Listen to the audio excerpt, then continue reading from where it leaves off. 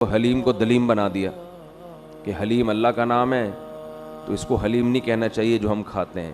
یہ وہمی ہونے کی علامت ہے. وہ اللہ کا نام الگ سینس میں ہے اور یہ جو دیگ والا حلیم ہے یہ بالکل الگ ہے, اس کا اس سے کوئی تعلق نہیں ہے.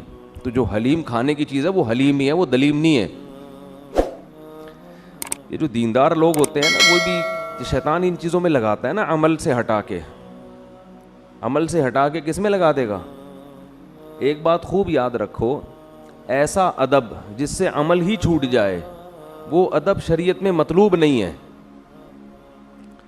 اسلام میں حکم ہے نا کہ شاعر اسلام کا ادب کیا جائے, احترام, جیسے بیت اللہ کا ادب کرنا چاہیے, قرآن کا ادب کرنا چاہیے, یہ ہے نا اسلام میں. لیکن اس کی ایک حد ہے, اتنا کہ اپنے آپ کو ٹینشن میں ڈال دینا یہ نہیں ہے اسلام میں. ہم جب قرآن پڑھا کرتے تھے بچپن میں تو کسی نے ہم کو بتا دیا کہ قرآن کی طرف پیٹھ نہیں ہونی چاہیے. اب وہ پوری کلاس میں نا عجیب طریقے سے باہر نکل رہے ہیں کیونکہ سب بچے قرآن لے کے بیٹھے ہوئے ہیں. تو وہ ایسے نکلنا کہ کسی بھی کی طرف پیٹھ نہ ہو, یہ اچھا خاصا ٹینشن والا کام. تو یہ آپ کو یہاں ملیں گی یہ چیزیں بر صغیر میں. بھائی اتنی ٹینشن میں نہیں ڈالو یار, ٹھیک ہے جان بوجھ کر نہ کریں, لیکن کہیں حرج ہو رہا ہے تو پھر اس میں کوئی حرج نہیں ہے. مسجدوں میں دیکھ لیں, اگلی صف میں تو لوگ بیٹھ کے تلاوت کر لیتے ہیں, پچھلی میں نہیں کرتے, کیونکہ پچھلی صف میں لوگوں کو یہ ہوتا ہے کہ آگے جو بیٹھا ہوا آدمی ہے اس کی پیٹھ ہو رہی ہے.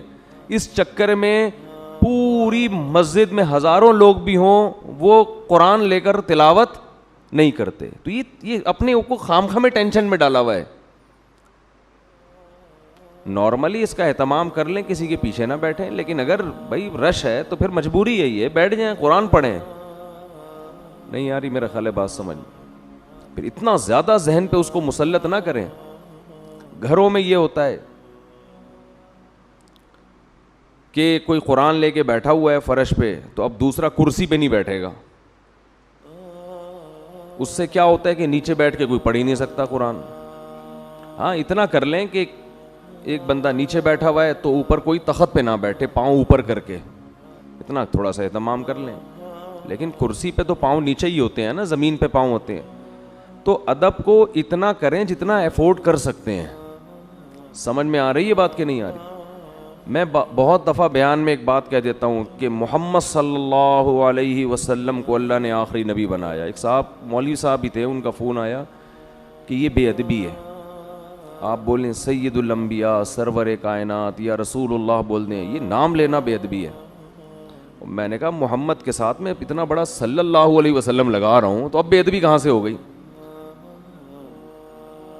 تو یہود و نصارہ نے نا بہت ساری چیزیں اپنے اوپر کیا کر لی تھیں, حرام کر لی تھیں. تو ایک حد ہونی چاہیے ہر چیز کی. اور یہ تو نبی کا نام ہے, ٹھیک ہے, سرور کائنات بھی کہنا چاہیے, سرور دو عالم بھی کہنا چاہیے, لیکن اگر کوئی نام لے لے اور آگے درود لگا دے اس کے ساتھ تو اس میں کوئی حرج نہیں ہے. اور میں جان کر کرتا ہوں تاکہ لوگ اس سے بھی مانوس ہوں کہ یہ بھی جائز ہے. اتنا نہ اس کو آپ ٹینشن والا مسئلہ بنا دو کہ نبی کا نام لینا لوگوں کے لیے مشکل ہو جائے کہ کہیں گستاخی کا فتویٰ نہ لگ جائے کل. اب بعض دفعہ لوگ ممبر پہ نام لیتے ہوئے ڈر رہے ہیں, یار کوئی ان کے ہاں پتہ نہیں کس قسم کے آداب چل رہے ہیں, تو اس میں کہیں کمی ہو گئی تو مارکیٹ سے یہ اڑا دیں گے مجھے. اسی میں ایک بات چل پڑی ہے, تو خط جب لکھا جاتا ہے تو اس پہ بسم اللہ الرحمن الرحیم لکھنا سنت ہے. جب بھی آپ کسی کو کوئی تحریر لکھیں تو شروع میں کیا لکھیں؟ پورا بسم اللہ الرحمن الرحیم. یہ پیغمبروں کی سنت ہے. بہت سے لوگوں کو دیکھا ہے کہ نہیں لکھ رہے, کہ بھئی ایسا نہ ہو کاغذ کہیں نیچے گر جائے اور بے ادبی ہو جائے, کسی کے پاؤں کے نیچے آ جائے. تو اس کا مطلب پھر تو اللہ کا نام کہیں بھی لکھا, بولو بھائی, جائے گا ہی نہیں. بھئی آپ لکھیں, وہ اس کو پڑھے جو بھی ہے. اگر اتفاق سے کہیں گر گیا تو اتفاق سے تو دنیا میں بہت کچھ ہو سکتا ہے. ہمارے نبی نے جو غیر مسلم بادشاہوں کو خط لکھے ہیں اس میں بھی اللہ کا نام لکھا ہے، حالانکہ اس میں یہ ڈر تھا کہ پھاڑ دیں گے، بے ادبی کریں گے۔ سلیمان علیہ السلام نے جو ملکہ سبا کو خط لکھا، انہو من سلیمان و انہو بسم اللہ الرحمن الرحیم، پوری بسم اللہ لکھی ملکہ سبا کو، وہ تو غیر مسلم تھی، اس بات کا بھی امکان تھا وہ بے ادبی کرے۔ تو امکان اور وہم کی بیس پر ہاں 100% کسی کو یقین ہو کہ یہ ایسا کرے گا، پھر انسان احتیاط کر لے۔ بعض وہمیوں کو دیکھا ہے روڈ پہ چلتے چلتے بس دیکھ رہے ہوتے ہیں کہ کہیں بھی اخبار پہ اللہ کا نام تو نہیں لکھا ہوا، اٹھا کے اس کو اوپر رکھ رہے ہوتے ہیں۔ او بھائی اپنا کام کرو، جاؤ یہاں سے۔ واضح طور پر خود سے نظر آ جائے کہیں ایک کاغذ پڑا ہوا ہے جس پہ اللہ کا نام لکھا ہوا ہے، واضح خود سے، پھر آپ اٹھا کے اس کو رکھ دیں، نہیں تو اپنا کام کرو بھائی، ایسے تو پتہ نہیں کیا کیا پڑا ہوا ہے زمین پہ۔ دیکھو چیونٹی، بلا وجہ چیونٹی مارنا بھی اسلام میں جائز، بولو نا یار، نہیں، اگر وہ تنگ نہیں کر رہی، خام خامے آپ چیونٹیوں کو مارنا شروع کر دیں، یہ غلط ہے۔ لیکن یہ اتنا وہم میں آ جانا کہ چلتے چلتے یہ دیکھنا کہ کہیں مجھ سے کوئی چیونٹی نہ آ جائے میرے پاؤں کے نیچے، یہ زیادتی ہو جائے گی۔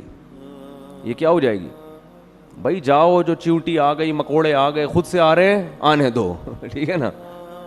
ہاں جان کر بلا وجہ چیونٹیوں کو تلاش کر کے مت مارو، اگر وہ تکلیف نہیں دے رہی ہیں۔ اگر گھر میں کیڑے مکوڑے ہیں تو ان کو مار سکتے ہیں آپ، محلے میں ادھر گلیوں میں تو کیا کر رہے ہیں، آپ کو کوئی ٹینشن تھوڑی دے رہے ہیں۔ لیکن اب کیا ہے، آپ چلتے چلتے دیکھ کے جا رہے ہیں کوئی مکوڑا میرے پاؤں کے نیچے نہ آ جائے، کوئی چیونٹی نہ آ جائے، تو چھوڑو بھائی، آنے دو، آن دے، کچھ نہیں ہوتا اس سے۔ تو اسی طرح یہ جو ادب کا معاملہ ہے، نبی صلی اللہ علیہ وسلم نے بیت اللہ میں اپنے بیٹھنے کی جگہ جو بنائی تھی نا، اس میں آپ کی پشت مبارک قبلے کی طرف ہوتی تھی۔ اس کی وجہ بھی علماء یہی بیان کرتے ہیں کہ بیت اللہ کی طرف اگر پشت کو ناجائز کر دیا جاتا، لاکھوں لوگ ہوتے ہیں، کوئی ادھر آ رہا ہے، کوئی ادھر آ رہا ہے، وہ تو سارا دن ایک ادب میں ہی، ٹینشن میں ہی گزر جاتا ان کا۔ اس لیے کہا کہ کر لو، کوئی مسئلہ نہیں ہے۔ ہاں ٹانگیں اس کی طرف بالکل یوں کر کے نہ بیٹھ جائے، اس کی کوئی ضرورت، بولو نا بھائی، اس کی ضرورت نہیں ہے کہ پاؤں اس کی طرف قبلے کی طرف کر کے بیٹھیں۔ پشت سے بچانا بڑا مشکل ہے، اور میں نے دیکھا ہے وہاں لوگوں کو، وہ ایسے بیت اللہ سے جب جا رہے ہوتے ہیں ایسے ریورس گیئر، او بھائی ریورس گیئر میں تو کب تک چلے گا یار، اچھا خاصا، اور تم اکیلے ہو، سارے اگر ریورس چلنا شروع ہو جائیں، ٹینشن، حکومت کے لیے مصیبت ہو جائے گی۔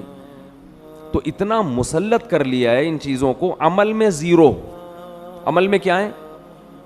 زیرو۔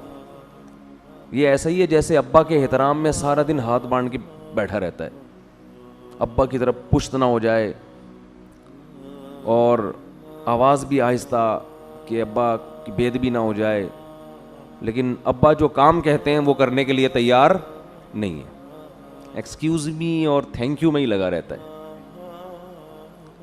تو ابا کہیں گے تو لکھنؤ سے آیا، دفع ہو جائے یہاں سے، جو تجھے کام کہا ہے وہ کر، تو آداب واداب تو ایسے لگاتا ہے صبح و شام۔ تو میں یہ عرض کر رہا تھا، شیطان کیا کرتا ہے، دعاؤں سے ہٹا کے کہاں لگا دیا؟ وظیفہ، یہ پڑھ لو اتنی دفعہ، یہ پڑھ لو، یہ پڑھ لو۔ ہاں تو میں یہ عرض کر رہا تھا کہ جتنا دعا سے اللہ کا قرب ملتا ہے، تعلق بنتا ہے، اتنا کسی اور عبادت سے نہیں بنتا۔ تو شیطان سب سے زیادہ رکاوٹ جو ڈالتا ہے نا، وہ دعا میں ڈالتا ہے، دعا نہیں مانگنے دو اس کو۔ تو میں کہہ رہا تھا، آپ کہیں گے کہ اتنے تو مانگی جاتی ہیں دعائیں صبح و شام، اصل میں یہی مسئلہ ہے، مانگی نہیں جا رہی، پڑھی جا رہی۔